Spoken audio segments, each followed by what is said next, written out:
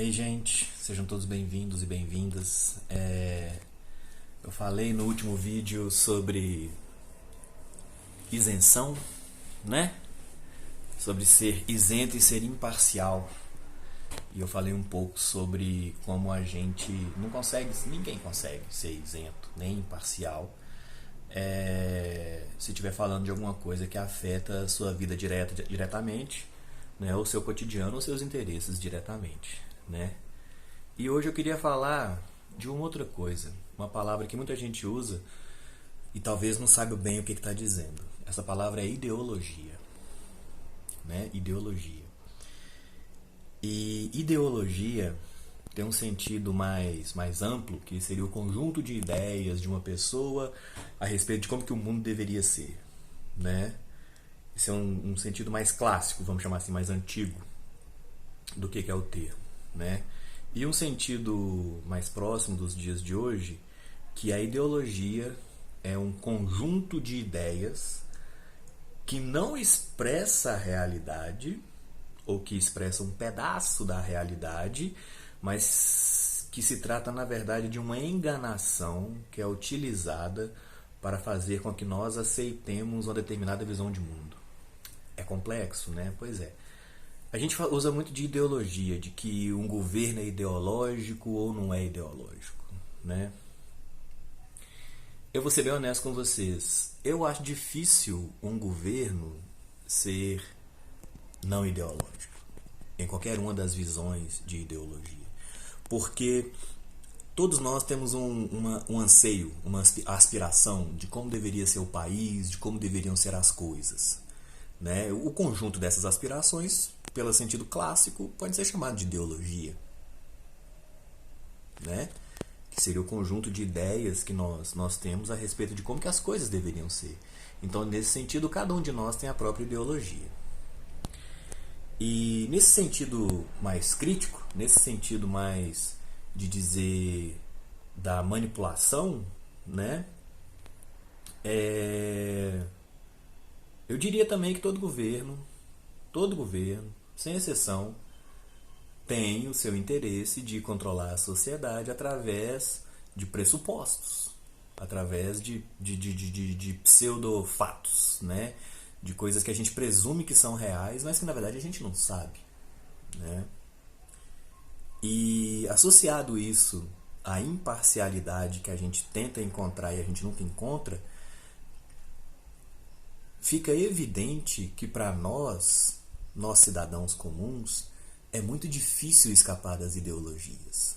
É muito difícil, né? Porque assim, eu penso determinada coisa, né? Eu penso que não deveria haver mais fome no mundo, por exemplo. Por que eu penso que não deveria mais haver fome no mundo? Porque nós somos 7 ou 8 bilhões de seres humanos vivendo num planeta que produz alimento suficiente para 10 bilhões de pessoas. Então não haveria necessidade de haver fome no mundo. A gente só teria que viabilizar uma maneira de distribuir esses alimentos. Não estou dizendo distribuir de graça nem nada, não estou falando de confiscar nada de ninguém, estou dizendo que era simplesmente uma questão de você alocar o recurso onde ele é necessário.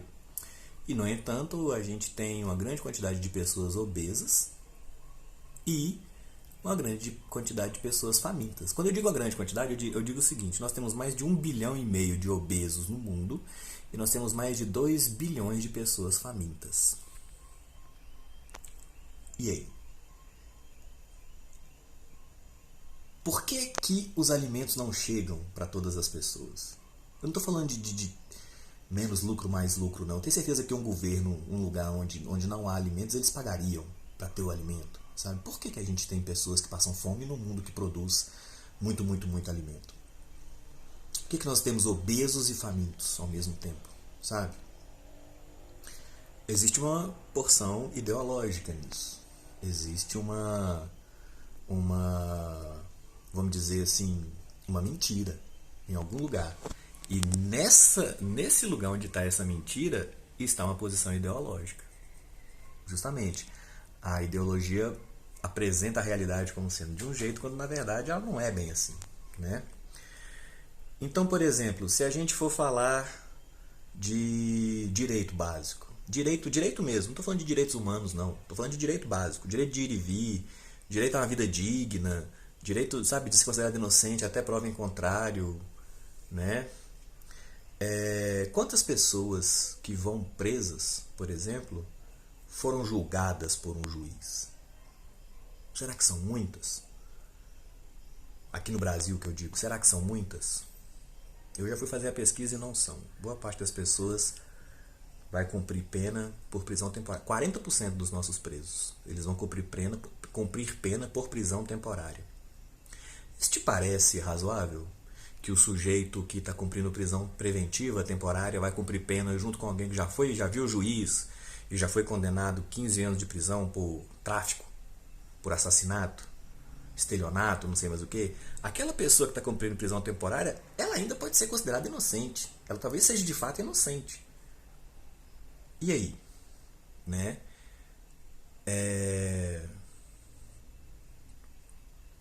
E a gente tem a impressão de que o nosso sistema de justiça funciona. Não seria essa impressão uma impressão baseada numa ideologia?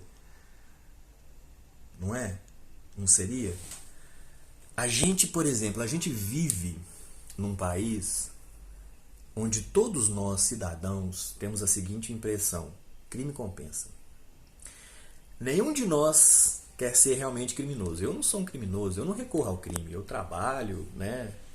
Tenho as minhas condições e tal.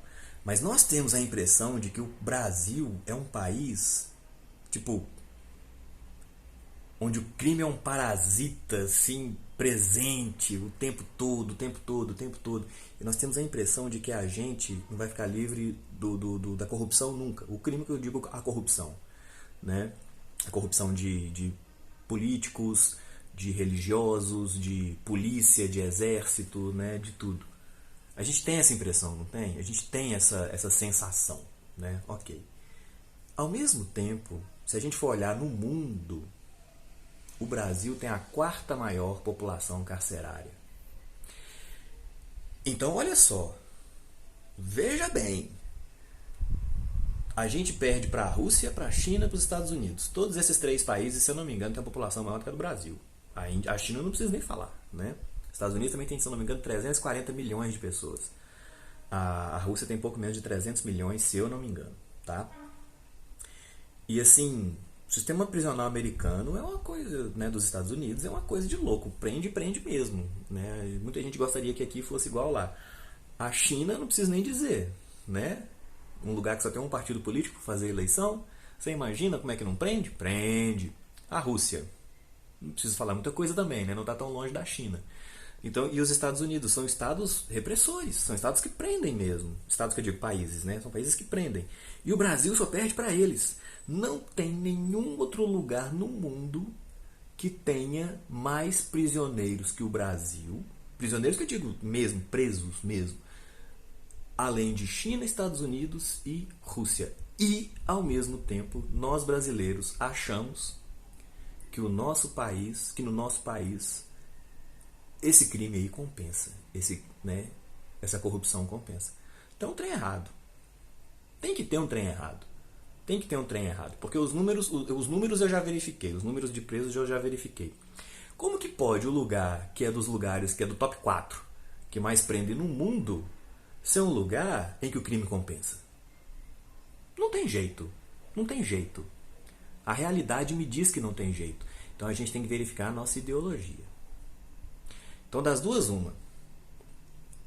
Ou a gente... Porque o que a gente prende. Isso eu já verifiquei, isso é certo. Vocês podem pesquisar isso, não tem nenhum problema, na fonte que vocês quiserem. Que a gente prende. O tanto de pessoas que a gente prende aqui, tá? Então, das duas, uma. Ou a gente está prendendo realmente, igual nós estamos prendendo, e essa impressão é incorreta. No Brasil não é um lugar que tem tantas autoridades assim corrompidas. Nós estamos enganados, né, a respeito do crime compensar no Brasil.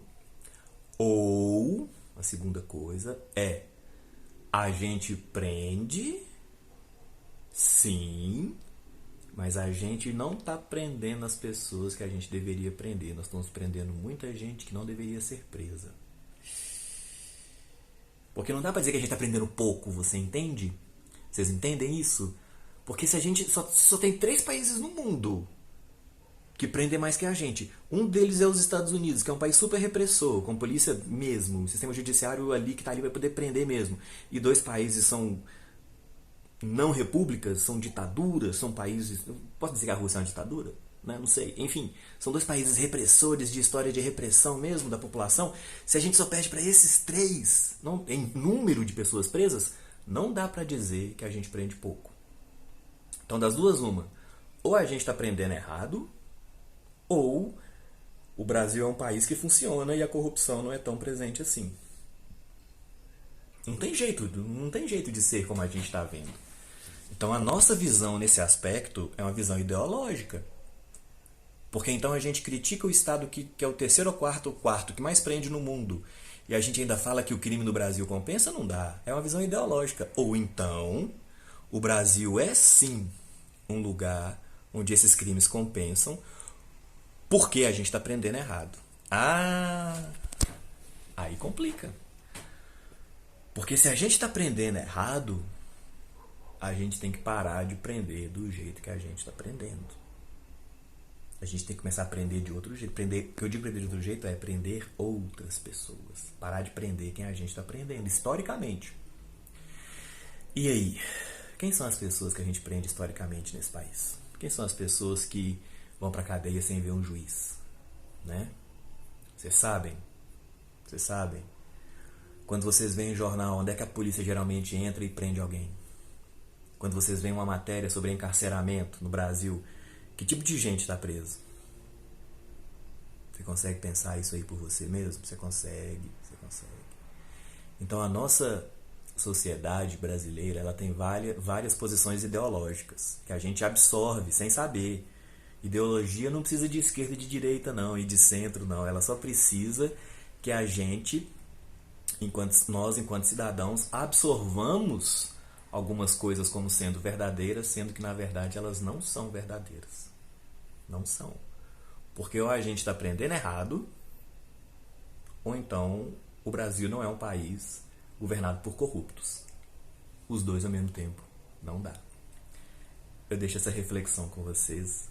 Agradeço muito pela atenção. Se você gostou, dá a sua curtida. Se você dá seu like. Se você não gostou, dá seu dislike. Deixa um comentário, divulga a palavra aí pra gente ir propagando as discussões e reflexões, né, sobre o nosso país. E se vocês quiserem sugerir um assunto, botem aí nos comentários também. Eu leio e dou um retorno. Valeu, gente. Muito obrigado.